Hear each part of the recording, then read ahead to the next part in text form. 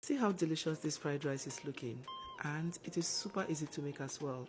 You can serve at least 20 guests with this recipe, so keep watching, let's begin. The first thing I like to do is to fry the rice. So in a pot, I'm going to heat up some oil and butter before I go in with a little bit of curry, add some seasoning, your grated ginger, whatever dry aromatics you're using, add it now. Once it heats up for about a minute, you're going to now add your properly washed rice. This rice, I soaked it for a few minutes before I washed multiple times till the water ran clear. What I'm going to do next is fry the rice in that seasoned oil for about 7 to 10 minutes. What this process will do is help improve the texture and flavor of the rice. It can also help it last for a longer period of time. Now, bear in mind that frying is also one method of cooking. So if you fry your rice, you may not necessarily need a lot of stock or water for your rice. Depending on the kind of rice you're using anyway. I like to add the liquid just beneath the rice and let it cook till it is about 70% done. Take it off the heat and leave it open to cool while you go ahead to prepare the veggies. In a separate pan, I'm going to go in with some of this oil which I have fried my turkey with, and then add some shrimps, a bit of seasoning, and fry for about 3 minutes.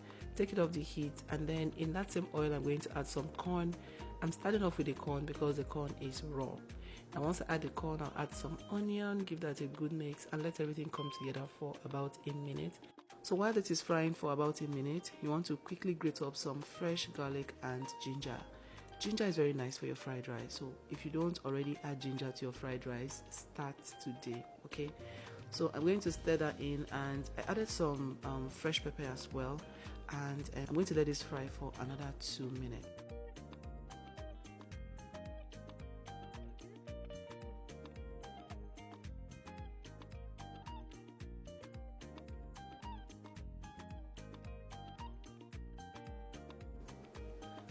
After 2 minutes, I'm going to now add chopped green beans, some green bell pepper, fried liver, the shrimps, and carrot. Please don't use liver that is not fried for your fried rice, okay?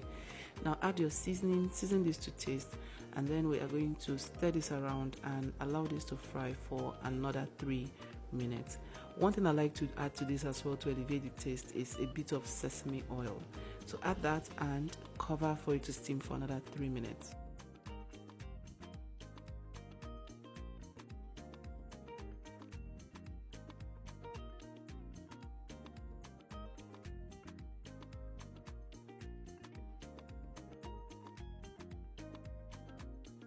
After 3 minutes, transfer the veggies into the cooked rice and stir this on high heat for another 5 to 7 minutes so that everything is properly locked in.